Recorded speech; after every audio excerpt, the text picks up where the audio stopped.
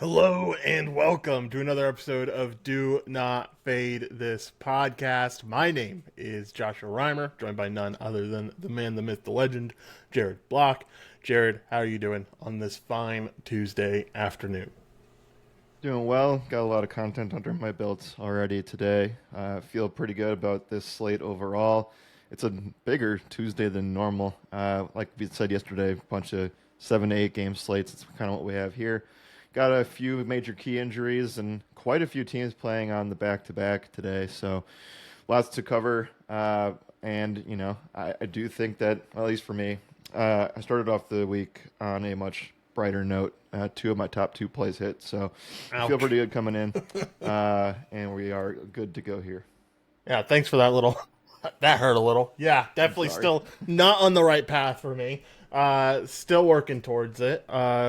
I think like my calls were pretty spot on. It's just like I think Booker's potential assists were in the double digits yet last night, and it just didn't come through. And then the Curry spot was affected by a blowout that I don't think anyone really expected. So like Curry kind of was doing his thing, and then yeah, it just didn't pan out. So did not come through last night. Hoping to come through tonight on my end at the very least. Good job on your end. Jared, let's start the slate like we always do and get into injury news. Yeah, the biggest thing that happened yesterday, that you sort of alluded to, though it was weird. I thought it might have been the opposite direction, but did blow out. The game blew out for the Warriors yesterday, but we also lost Jimmy Butler for the season with the torn ACL, so that is obviously going to impact today's slate. With that said, we have a bunch of big key superstar guys that are just not going to play.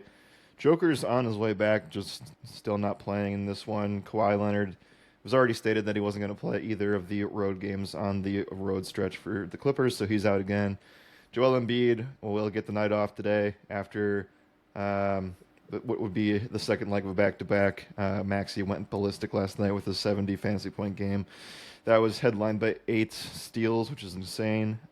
With that said, Larry Markkanen's still out with the illness. We also know that Bryce Sensabaugh is not playing for Utah, which we'll get into because that's a really important spot. Utah is a 14-point home underdog.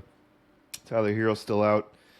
Austin Reeves still out. RJ Barrett's still out. The main questionables here for the slate are going to be Josh Giddey, Paul George, again, second leg of back-to-back for PG. He didn't play yesterday. Mark Williams, who hasn't played in many back-to-backs this season. And then Tari Eason is another questionable tag. Draymond Green did get ruled in after missing last night. Yeah, for sure. Anything else here? If not, let's talk about some implied team totals. Yep, let's start with this Minnesota spot because it is a monster. Yeah, let's move over to that spot first. They are the highest implied team total at 127. Like you already said, they're 14-point favorites here. Over unders at 239.5 for this team, or for this game, excuse me. Yeah, it's hard not to like a team that comes into Utah with how poorly this defense is playing. I think we just talked about this yesterday. Yeah, give me your thoughts on Minnesota overall. Yeah, they opened the day as a 12.5 point favorite, did Minnesota. Now that's up to 14.5. Might even get 15. So we're starting to hit at least blowout conversation territory. With that said, though, I still feel really confident that Utah can keep things close. I will get to the Minnesota stuff, but I did this, so I wanted to do it due diligence already. Minnesota is 6-8 on the season as a road favorite against the spread. Utah ATS as a home underdog is 12-7, which is one of the best in the league. And then just in general, as the home team this year, the Jazz are second in the NBA in terms of their ATS record. They're 14-7. So here's to hoping that this one can stay close. Those trends are at least in the right direction. I think, whenever you talk about Utah, you always have to talk about the top 3 point scorer in that spot, and we do have pretty much all the stars aligning for Anthony Edwards, who headlined the Props.cash blog that I wrote this morning. He has hit 30 plus points in 8 straight games against the Jazz. I feel like we've brought that up on the show multiple seasons in a row now because it has been, that would be 2 straight years, essentially. of that happening. And the above the break stuff lines up, and it's a top 10 above the break scorer over the last month. We talked about Utah consistently in terms of getting beat by that. They're also giving up a ton of corner threes. Naz Reid is the top corner three guy on this side. It's an interesting revenge game for Rudy Gobert, though. It's kind of hard for him to be fully reliant. He hasn't done necessarily the best against Utah in the past, but this just screams Ant is the best play on the slate in terms of points and in terms of peripheral potential assists and potential rebounds. I think Julius Randle is a really, really strong candidate too. Yeah, for sure. I think it all starts with Ant here. Obviously, you want your best outside shooter against Utah. He's like you mentioned, he has been super consistent. He's also coming off of that really big game where he scored 55 against San Antonio. That was a few days ago, but still shows that he's coming into this one hot for sure. Yeah, can certainly get behind the Ant spot. I don't think there's a lot of bad plays you can mention here. I think everyone's going to profile pretty well. It's going to be about picking your number one guy, and it's hard to say Ant isn't that guy at the end of the day. Exactly. We haven't even brought this up yet, and I think it is a nice cherry on top. The All Star snub stuff is interesting. The starting stuff is interesting. For those who didn't know, he did not get an All Star starting nod. Was given to, I think that the Wemby ended up, just barely getting there over him. But I do think when you take a look at the type of player that he is compared to the spot that he's in, it's definitely something that helps and move this thing a little bit more in that right direction. Yeah, but for sure would agree there. All right, you got anything else? If not, let's move on to this next team.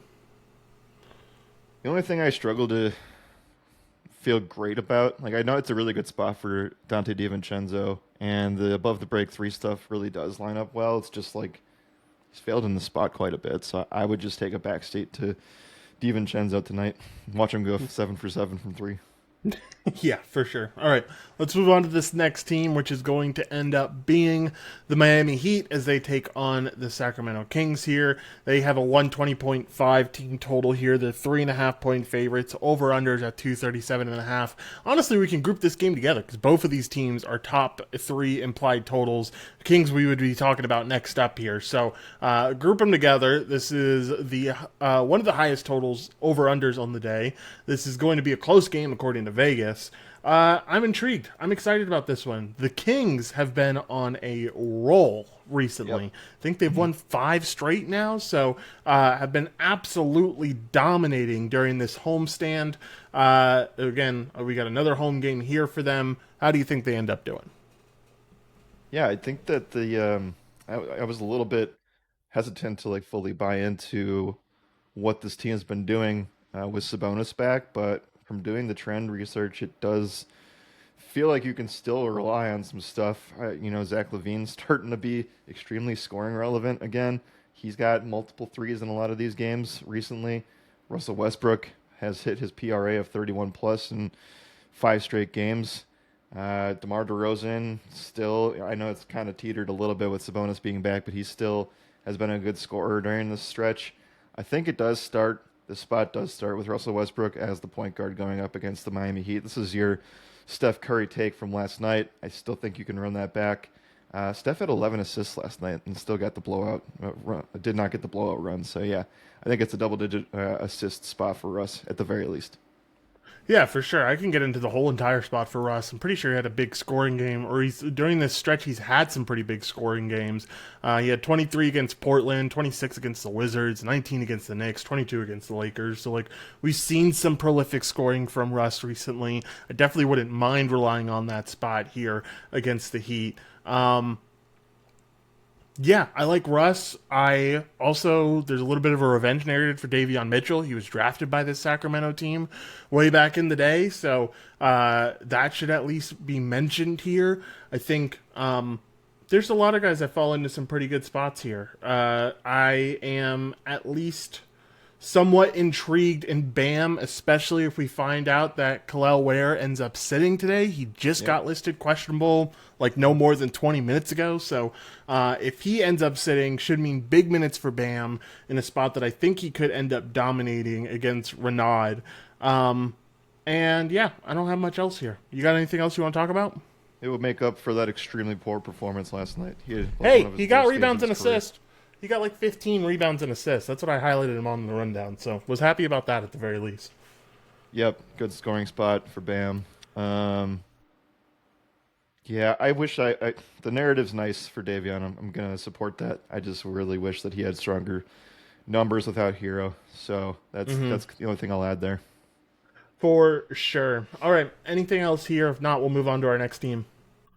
Shorter slate. You have like clearly defined tiers of implied totals, and I think we covered the majority of them. Yeah, do you want to just move on to hottest shooters? Do you want to even cover one more team? Um, for the sake of the Trinity community, I will say no. I will also say that the front half of this slate is pretty trash in Yeah. terms of like great offensive spots. You have the slow-paced Spurs Houston game. Chicago gets a huge pace down spot, and Giddy's on his way back probably, and then the Philly Phoenix game. Like we'll probably touch on Maxi, but like it's really not that good of a spot for him, even with Embiid sitting. For sure. All right.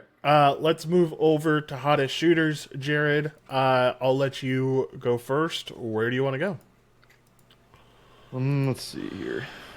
Ant's obviously going to be on this list, but I do like what, like we kind of already touched on the Russell Westbrook stuff. Not like a huge day of like guys that are trending correctly with threes. Let's see. Wemby's hit three threes in four of his past 5 games. That's notable. Like the spot didn't really make sense today, but like he's scored 30 in quite a bit of these games coming back, even with the minutes limit that he's experiencing. So I'll start there. Yeah, certainly don't mind that spot. I'll go to Scotty Barnes here, who's had 21 plus points in 4 out of the last 5 games. I think it's a spot that lines up DVP wise. Well, yeah, it lines up DVP wise against this Golden State team. They've allowed more points against power forwards over the last 7 games. So, Scotty Barnes definitely showing some consistency compared to this season on scoring. He's only hit this 20.5 points line in 40% of games this year, but he has hit it out of 4 of his last 5, so feels like it's worth mentioning. Sure. We can say at least something about a Clipper, even though I don't really like the spot. Jordan Miller has been one of the more consistent guys on the team. With the recent stretch of the Kawhi sitting stuff, we also had a John Collins miss a couple of games ago, and Jordan Miller has had 16 plus PA in 4 straight games, so I know that spot's been really tough to trust and identify, but I think you can lean into it just a little bit here with him being out again. For sure. Yeah, I'll mention the Zach Levine spot. You talk about guys who are getting consistent from threes. It does fall into line with what Zach Levine has been doing recently. 3 plus 3s in 5 straight games. Pretty impressive compared to like over the whole season. He's been really bad at making threes recently. So the consistency over the last 5 games has looked pretty solid for him. Why do you think that is? No clue. Maybe it's just this homestand who's treating him well. I mean, that's like when the winning streak got started. They got a few big wins at the beginning of this home streak too. So, like they got wins against Houston, against the Lakers, against the Knicks. Like those are big wins that energize the team. Guys start playing better. Then you get some cupcake matchups and so on and so forth. Yeah, Houston, LA, New York, Washington, Portland. Like that's still a good mix of solid wins. Oh, I mean, the first 3 wins are like games that they were all those first 3 games, Houston, LA, and New York, were all games that they were double-digit underdogs in, and they Right, won all 3 right. of them. So, I'm um, just yeah, definitely I a good zoomed mix. out and I'm like, this is he has not done this the entire year. He had a 3 game stretch where he had 4 plus 3s, and that was the first week of the season. So like as we're talking about, that's the stretch that he's gone on. Maybe it's a trade thing. Trade deadline's coming up. Maybe, Who really knows? But I will say he's had the most consistent minutes that he's had since like the first 2 weeks of the year. yeah, for sure. Okay. What else do you got here for hottest shooters? Yeah, I got one more.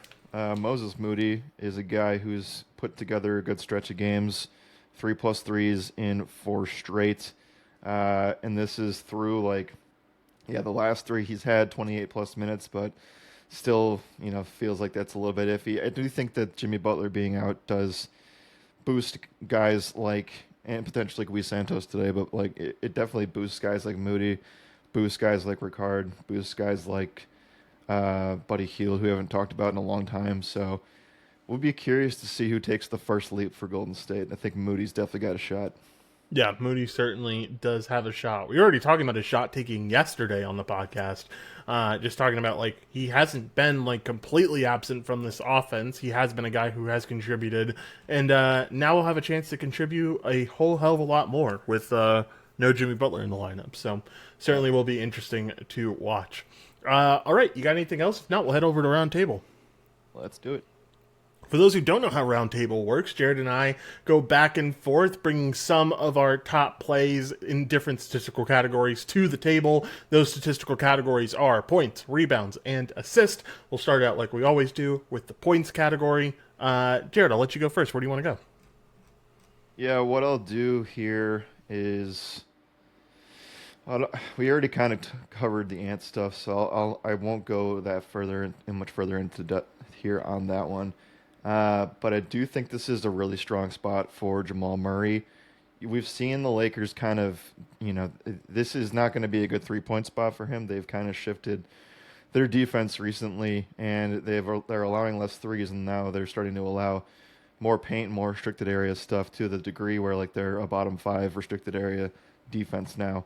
I'll let you expand on that when we get when I'm done with the take, but they've allowed the 6th most points to point guards over their last 7 games, and without Joker, Murray's just kind of been the main scorer in the paint and in the restricted area, which is kind of, again, not really something that has been his forte, just because Joker's always kind of taking care of it. But it does feel like, at least over this like recent, 2 to 3 week sample that I'm looking at, Jamal Murray could actually do really well with driving scenarios, which, again, is not necessarily something we always talk about him.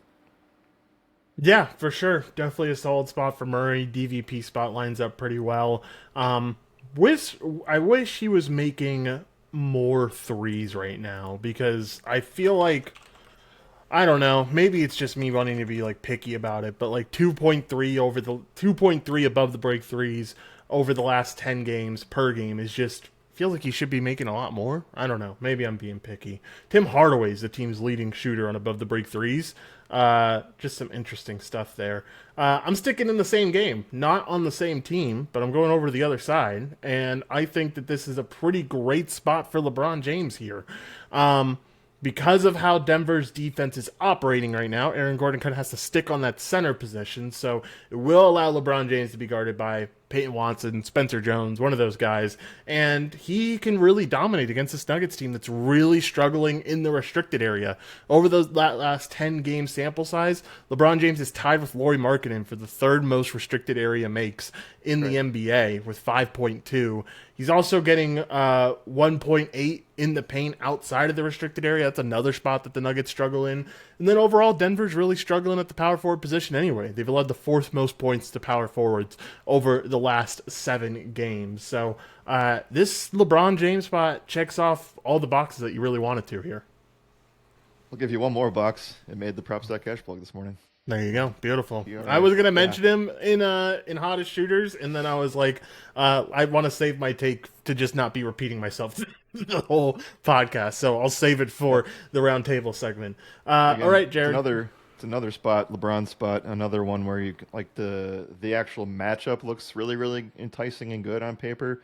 And then you add in another narrative, which is that he did not get selected as an all-star starter for the first time in 21 straight years. So insane. Do the math there. That's a long time. That is a long time. All right. Let's go over to rebounds. What do you got? One of the only things that I feel very good about in this first game is the fact that Devin Booker can just have one of his best rebounding spots of the year. We talked about this specifically with Aaron Nesmith yesterday, and that was a spot where wasn't really sure if we should consider him a shooting guard or a small forward. And I'm glad that I was right. And he had double-digit assists, I think 12 exactly, or maybe it was 11. Either way, definitely over 10. I do think that this is a spot where Philly just has a hard time giving up rebounds to the shooting guard position. They've allowed the most over their last 7 games and have been a bottom 10 team in this regard the entire year. So I'm looking at Book for rebounds here. Yeah, do like the spot. I'm going with a guard for rebounds, which I feel like I very rarely do on the show. Um, I'm staying with this Lakers team. Why not? I really like this game between Denver and the Lakers. I know like the pace doesn't look great, but like feels like a playoff atmosphere. Could be potentially high scoring if these two teams are going at each other. And I really like this Luka rebound spot. He has had 8+ rebounds in 6 out of the 6 games he's played against Denver since when was it 2023. He's actually had 8+ rebounds in those 6 games. Denver's allowing the 5th most rebounds to the point guard position over the last 7 games. We haven't seen Luka super consistent from a rebounding angle, especially recently, but I think this is a perfect spot for him to rebound and pick that back up. So really like the Luka rebound spot. Yeah, I have no complaints whatsoever on that front. We should at least discuss what happens to the Philly 76ers because the rebounding spot is very good for the center. Though I will say, like, you got Dominic Barlow back, you have Trendon Wofford back available to play, you have Bona, you have Drummond. What would you do in the event that someone would want to target that spot? You said the 76er spot, correct? Yep, Phoenix is allowing the 3rd most rebounds to centers over their last 7, and we don't have, well, what I'm expecting, Mark Williams, who was a questionable tag and does not play many back-to-backs. Yeah, I'm kind of just all over this Drummond spot, right? Like, I know the spots haven't looked great sometimes, even when Joel Embiid does sit. Even without Joel Embiid, he doesn't hit this line all that consistently. But it still feels like a really good spot. Like you said, no Mark Williams means that I don't even know who their backup center is off the top of my head. It's To be the only reason I know is because you went to Marquette. It's Oso Iguodaro. Yeah, and like Osa is like not a very like He's when you not a think of rebounding center. centers. Yeah, when you think of centers, you don't really think of Osa Iguodaro at the end of the day. So, I like this spot for Drummond. I'm perfectly fine with buying into the spot for Drummond. Um, I'd like to see what happens with Paul George too, because if George ends up sitting, this team's also allowing a lot of rebounds to small forwards. Um, we've seen some big rebounding spots from Paul George this season. We've seen him get into the double digits once. We've seen him get into the into the 7 through 10 mark a couple of times too. So I could certainly get behind George as well, though I feel like he's probably more on the doubtful side than questionable, considering the back to back and everything. Yeah, should also be noted that Philly dropped 2 points with the Embiid news, and they were only 1 point favorites before that, so they are now the underdog. For sure. All right, assist. What do you got?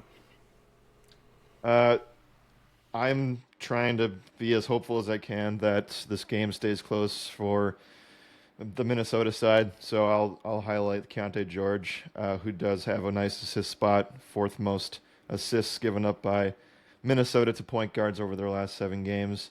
And this is one where like Lowry's out. We know that Bryce Sensabaugh's out. It means like ultra usage time for Keontae George, and I don't really like the scoring spot whatsoever. I think he'll have to get it done from an assist angle. Yeah, I can certainly get behind that. I will go to the man. I want to attack an assist spot in this game too. I'm just not sure who to do it with because I will go with Dante DiVincenzo. I just think like this team probably puts up so many points that it's hard for DiVincenzo not to get there at the end of the day, playing like the point guard role for this team. There's going to be a lot of opportunities. He doesn't hit this 4.5 line all that consistently, and it's pretty juiced right now. So, I mean, I think there's probably there's definitely stronger plays out there. There's not really a lot of great assist spots is at the end of the day when you look at like the slate as a whole. Yeah, I think Dante is what I would go with, but I think there certainly are better plays out there. That's like the only thing that I'd look for when playing DiVincenzo right now. Like Yeah, I think that he's just been too inconsistent from 3. for sure. All right, you got anything else you want to mention here? If not, we'll head over to two minds are better than one. I got a few more, but I can save them for this segment. let's save them for this segment. Let's head over to Two Minds Are Better Than One. For those who don't know how it works, Sharon and I both select two player props each. We put them all together into a parlay. The goal of this parlay is to be around plus 100 plus 150, so keep that in mind if you're playing along with us. We played over on DK Sportsbook, but you can play it wherever you want. We were an Andrew Nemhard short last night on the Two Minds Are Better Than One parlay, so hopefully we can, or not Andrew Nemhard, excuse me, Aaron Naismith. I get Yeah. those confused all the time. 1 PRA, I think. Yeah. Very close, almost there, but we'll do it tonight. Jared, I'll let you go first. Where do you want to go? Yeah, I should have taken the minus 850 for 15. Yeah. That's the downfall. I got Yeah. too greedy. With that said, I will go to a guy that we haven't talked about. I know it's a really, really good spot for LeBron, but I also think this is a ridiculously good rebounding spot for DeAndre Ayton. He's had 13 plus boards in 3 of his past 4 games. And we also know that the Nuggets are basically they're as a team without Joker, they are just letting every single position, except the small forward position, get rebounds to an alarming degree, 5th most to centers over their last 7 games. Also, fun fact: the center position, 83% of centers have hit the rebounding markets against the Nuggets over the past 8 days. So essentially everybody but one person was what that is. So we'll go with Ayton, and I imagine we can get like a really strong like 8 out of that. We can go 8. That's minus 274. Definitely a little bit up there, but not a bad spot. I'm going to go with, I'm going to stick with my LeBron take. I think LeBron's in way too solid of a spot. This Denver team's also, Mike Malone's talked a lot of shit about him. This Denver team as a whole has talked a lot of shit about him in the past. So, like, I feel like he comes into this one pretty motivated, on top of the All-Star game stuff, too. Yeah, 30 plus PRA for LeBron. All right. Let's see. So there's a lot of team. I'll save. I'll save that. I was gonna say something about just like the status of the first half of the slate, because we really haven't talked much about it. I'm trying to give it its props, but there really aren't that many to really feel great about. What we can do though, yeah, let's go with Jaime Jaquez, who has had 24 plus PRA in 8 of his last 10 games. It's a nice spot for an alt, especially with no Tyler Hero. And they did exactly what we thought they would do, and they slid Davion Mitchell into the starting lineup. So this is basically Jaquez's second unit. I think we can get a good market out of this one. You said 20 plus PRA is what you wanted? Well, I'm cool to hear whatever. The trend was that he had 24 plus in 8 of the last 10. He 20 plus it's minus 267, and 15 plus it's minus 1180. So up to you, wherever you want to go. 20 is fine. Let's go with 20. 20 plus for minus 267. And I didn't even mean to follow you around on this one, Jared. I just kind of already selected my pick because I try to do it in advance that way so I have them ready. We're going to go with Russell Westbrook for 20 plus PRA. I don't think the DVP spot gets much better for a guy like Russell. No. And he's been super consistent as of recent. And I think this is my first time betting on him all season. So, knock on wood, hopefully this comes through.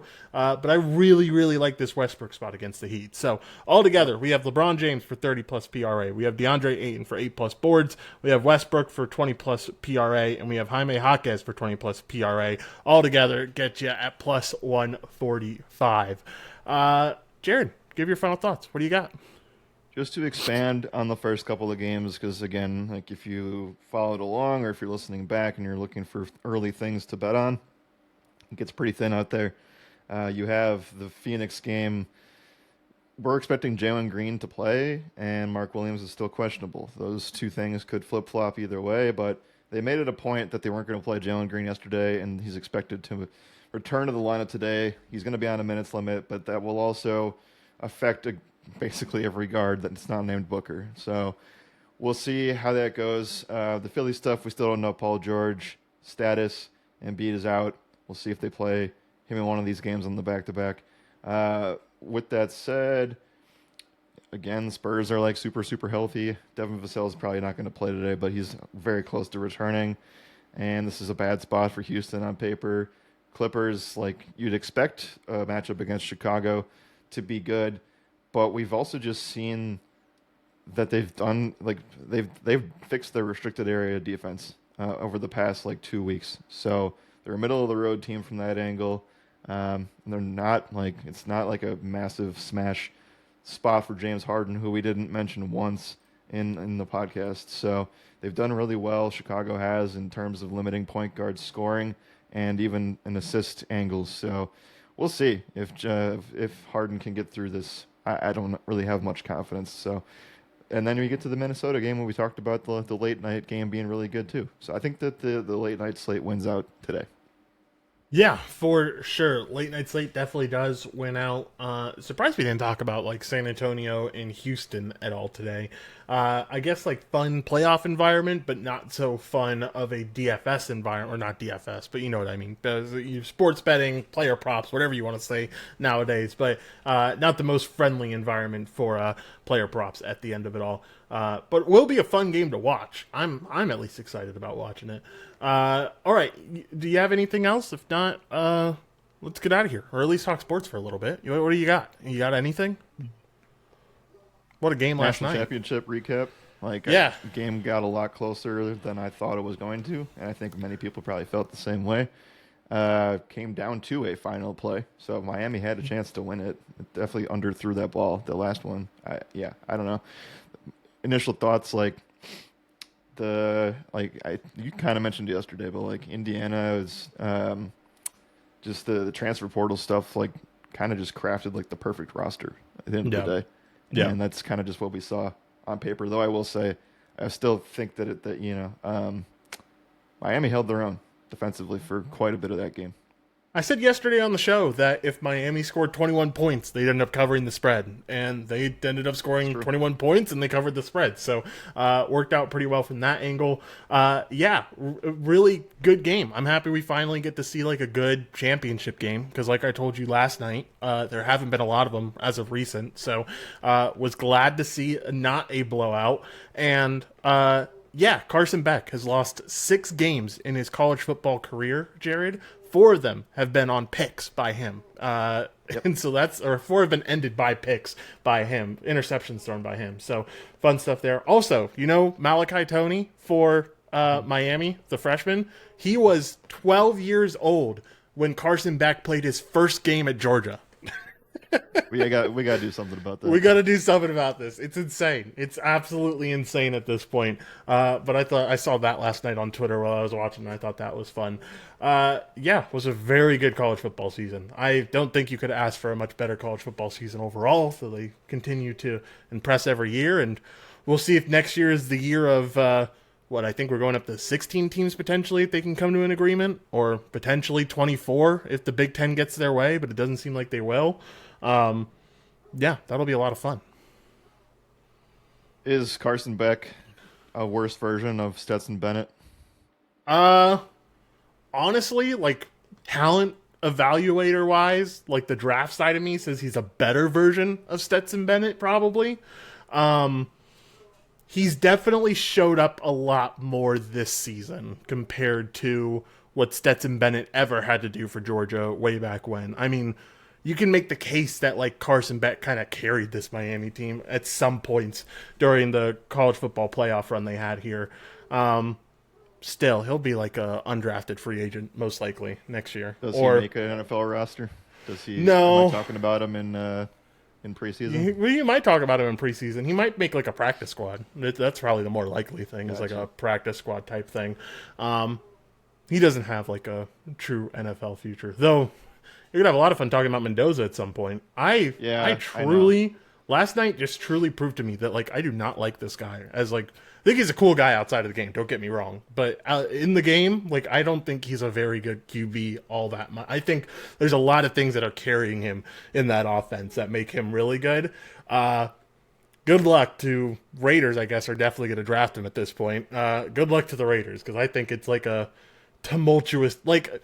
I heard that the Raiders ownership was in town to watch the game last night. I don't know how you walk away from that like, oh my God, we have to draft this guy. Like, this guy's incredible. Like, sure, the run on 4th down was pretty impressive, but like, outside of that, are you all that excited about anything else that you saw? Because like, I'm not. I feel like it's a pretty like good game manager quarterback, and that's about it. Yeah, Mark Davis was the talk of the town on a lot of stuff on X last night. So yeah, I don't know, man. I think that, like you said, the run highlight was awesome. Like that was a wow moment, especially in that big of an environment. So that's what that is. You can't run like that in the NFL and survive. Like look at Yeah. what Jackson Dart has done this past season. So Yeah. yeah, we'll see. We'll see. I think it will be a mistake as well. But who's you know It's just kind of like, who's your next best piece that you want, right? it almost feels like the Kenny Pickett year where like everyone was saying like, oh, Malik Willis is going in the first, Kenny Pickett's like going top 5 overall, and then Pickett slid down into the teens, and then Willis slid down all the way into like the 3rd round or something. Like it was a somewhat strong quarterback class when Dante Moore was going to be in there, but now he's going back to Oregon, so like I don't know. It's certainly going to be some interesting stuff. I feel like people are Because just they can- enamored It's by because Mendoza. they can. Yeah. They have the ability to now, and they don't have this money that they have to get from the NFL. And Yeah. they can just sit around in college and collect their money. Very, very true. All right. I think that's about enough. Nothing happened on the MLB front until I feel like we're all just waiting for Cody to sign somewhere. So you'll either see me, he said the decision's coming soon, so you either see me very mad tomorrow or very, very happy tomorrow, or whenever he does end up signing. But do you got anything else, Jared? If not, let's get out of here, man. No, the only thing we got was Bradley Blaylock to the Marlins, which Yeah, I did see that. is what that is. I think Yeah. that's actually probably, well, it's obviously best case scenario for him. Like, yeah, I don't know, but not something we're going to break down until March or April. Yeah, for sure. All right, let's get out of here. Thank y'all for listening. As always, my name's Joshua Reimer, and we will see y'all tomorrow.